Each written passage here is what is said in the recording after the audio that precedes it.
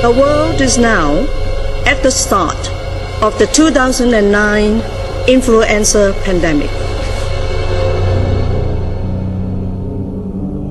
新甲型 H1N1 人類豬流感病毒，自從3月下旬喺墨西哥開始爆發之後，到而家已經導致全球超過4萬宗確診個案，近200人死亡。世界衛生組織喺今個月11號將流感警戒級別提升最高嘅第6級，顯示疫情已經發展成為全球性嘅流感大流行。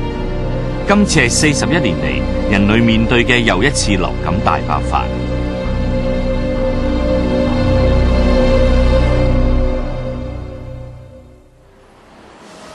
喺香港，新甲型 H1N1 流感上個星期開始喺社區急速擴散，短短個幾月，確診個案已經超過300宗。10日前，全港小學、幼稚園、幼兒中心全面停課，而中學一有學生證實受感染，學校就會停課2個星期。喺觀塘嘅匯基書院係第一間停課嘅中學，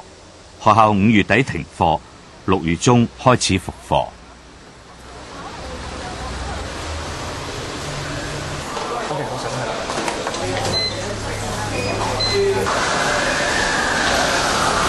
有同學喺幾個禮拜之前係確診咗係呢個係甲型流感，我哋都停咗課2個星期，一切呢而家都係恢復正常。戴口罩都係即係預防嘅啫，即係就唔係有病嗰陣。都係最驚都係考唔到試咯，同埋驚傳染，即係會惹到豬流感呢種疾病，會傳染俾家人咯。香港5月初確診第一宗感染個案，初期每日新增嘅病例唔超過10宗，全部都有外遊記錄。直到月初，病毒開始喺社區擴散，每日新增嘅確診個案越嚟越多係本地感染。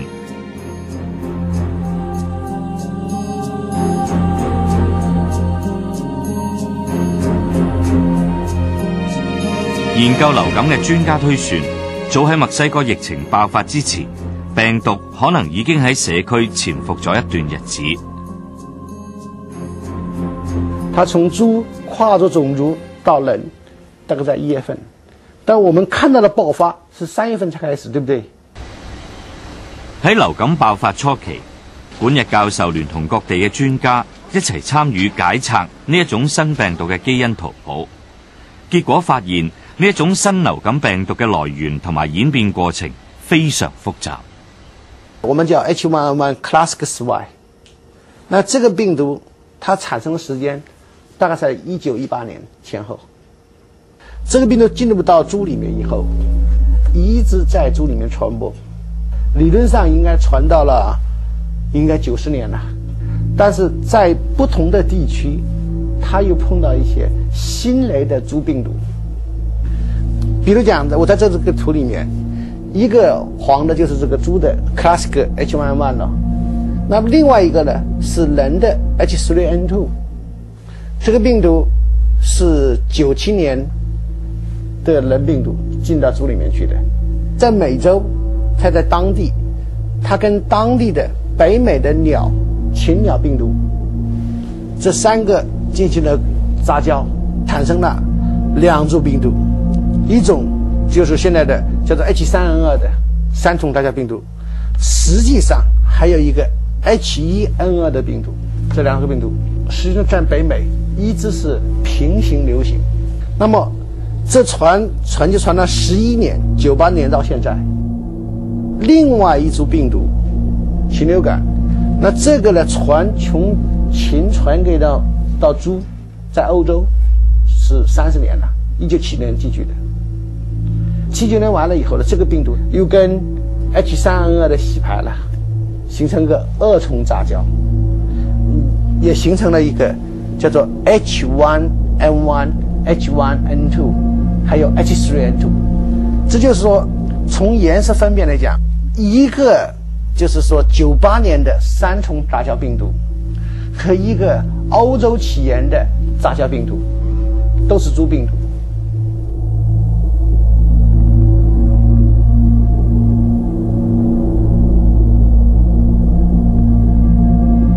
過去100幾年嚟 ，H2、H3、H1 病毒都曾經導致全球爆發流感疫症。根據以往嘅規律，科學家推算導致新一輪流感疫情嘅好大可能係 H2，所以將防疫重點放喺 H2 以及近年喺亞洲地區肆虐嘅禽流感 H5N1 同 H9N2。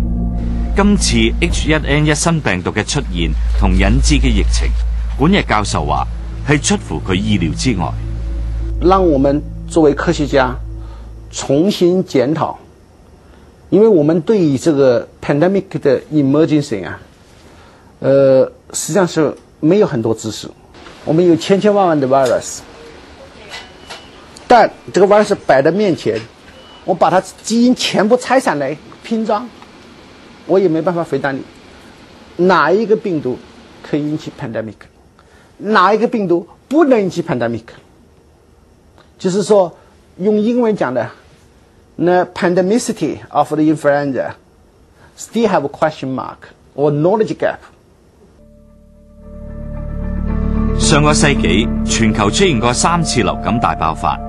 分別係1918年嘅西班牙型流感、1957年嘅亞洲型流感，而對上一次大流感係1968年，由於 H3N2 病毒喺香港發現，所以稱為香港型流感。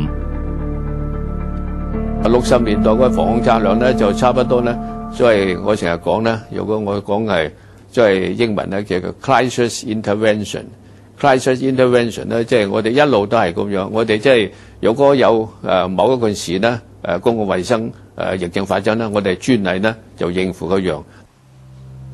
李少雄記得當年自己日頭要留守醫務衛生署嘅總部工作，夜晚呢就要去門診部幫手睇症。當時疫情喺香港持續咗成個月，仲蔓延到世界各地，估計導致70萬人受到感染。公共衛生好似一條河，咁咧就好多人咧，我成日講係跌咗落去嗰條河嗰度。咁以前我哋做嘅公共衛生咧，就喺下游嗰度，就將嗰啲人跌落河咧，盡量即係救翻佢出嚟，咁啊搬個醫院。但係我哋始終冇機會咧，走去上游嗰度睇睇，點解咁多人跌落河咧？所以應該咧多啲所謂上游思索，upstream thinking 咧嚟到知道下咧，就係點解發生。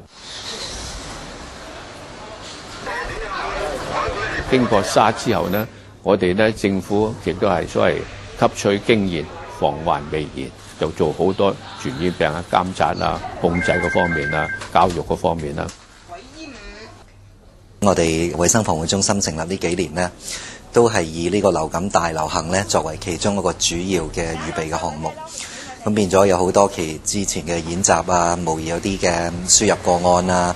咁當然啦，目前我哋所面對嘅情況咧，就係比一切嘅演練咧，可以話嚟得真實同埋嚟得嚴峻一啲嚇。咁所以我哋而家嗰個即係個工作量啊，或者嗰個壓力咧，其實都係比較大一啲。由於人類豬流感已經喺社區爆發，10日前，醫管局開放屬下8間指定嘅流感診所，集中處理有流感病徵嘅個案。琴晚發燒，咁啊覺得即係費事有驚住有豬流感，所以嚟睇咯嚇。我哋香港人試過沙士啊嘛，完全唔擔心。不過希望個人就自己做翻自己本分嘅嘢咯。即係如果你真係唔舒服或者你性嘅，你真係要戴口罩同埋即係唔好話到去咯。個醫生話可能咧感冒會影響都未定，未必係。不如俾啲藥你食啊咁。咁睇下穩陣啲啊！你又唔知係咪啊？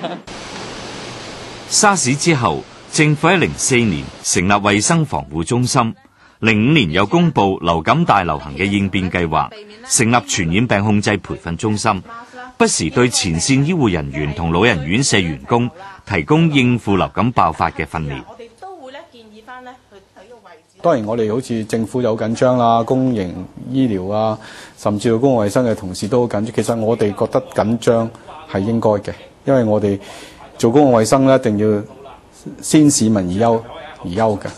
否則嘅話咧，我哋就唔可以睇前一步。因為而家輕微咧，唔係等於到我哋未來嗰幾個月嗰個問題會唔會有所轉變。